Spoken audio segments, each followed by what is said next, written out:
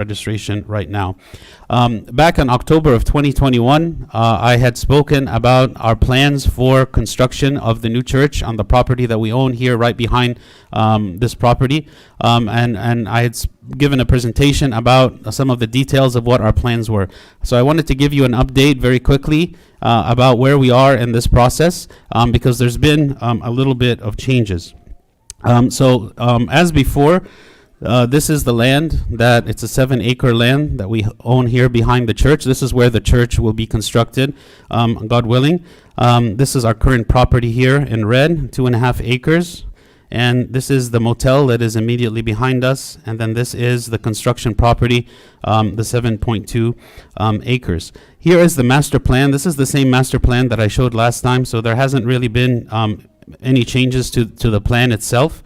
It has the church, fellowship hall, service building, community center, the youth academy building, and this is the final way that we want it to look. Of course, it's not going to look like this from the first phase of our construction.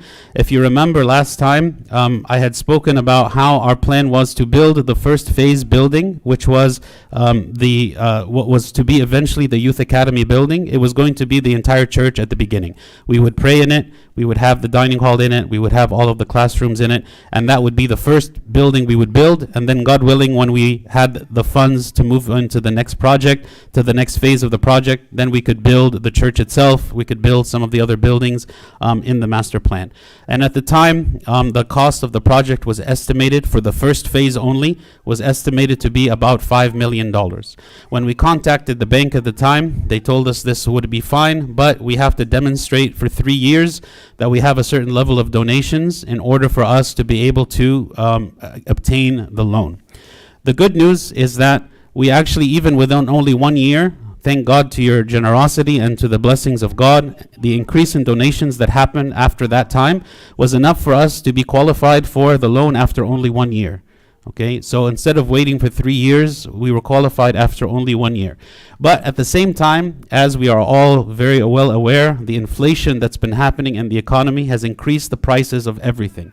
So that project that was supposed to be $5 million went up to $8 million. And so it went up to the point where we could no longer afford the original plan.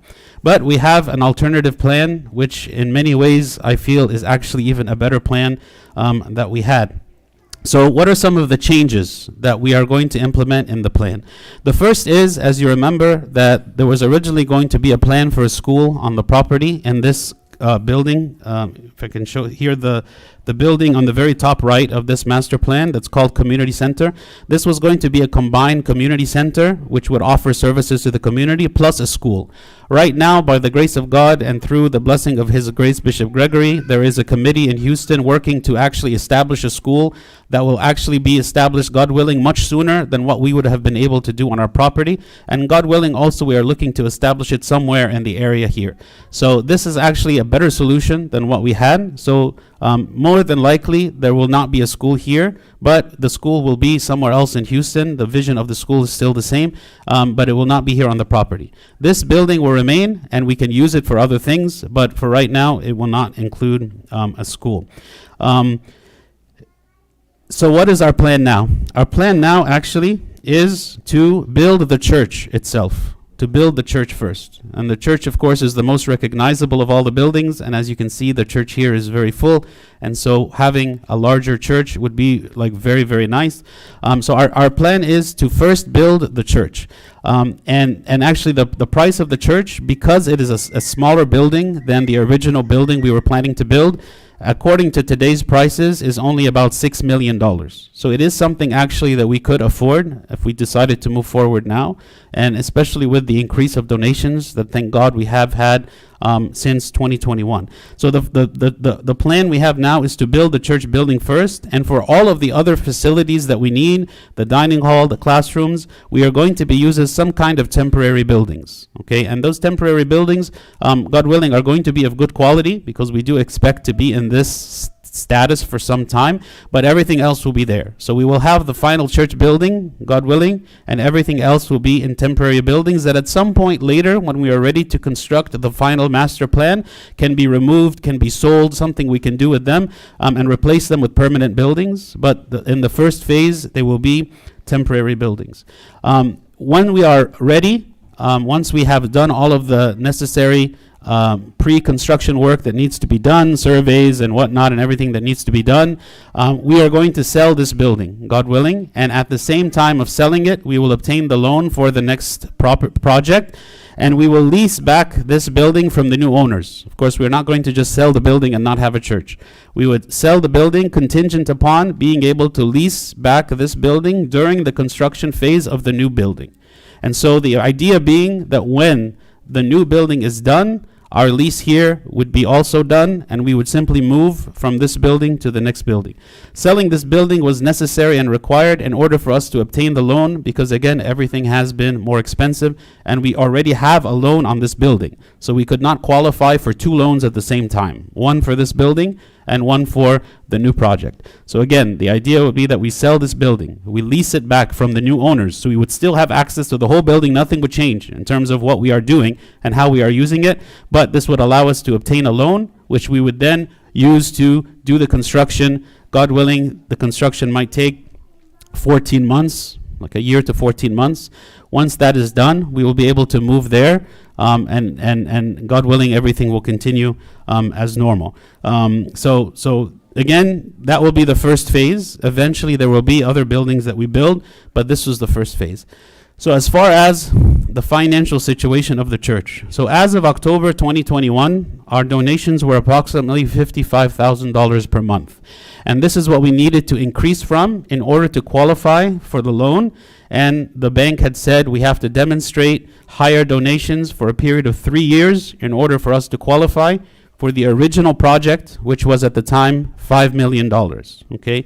Since then, our donations have increased, but our target was 80,000. We wanted to go from 55,000 a month to 80,000 in order to qualify for the loan.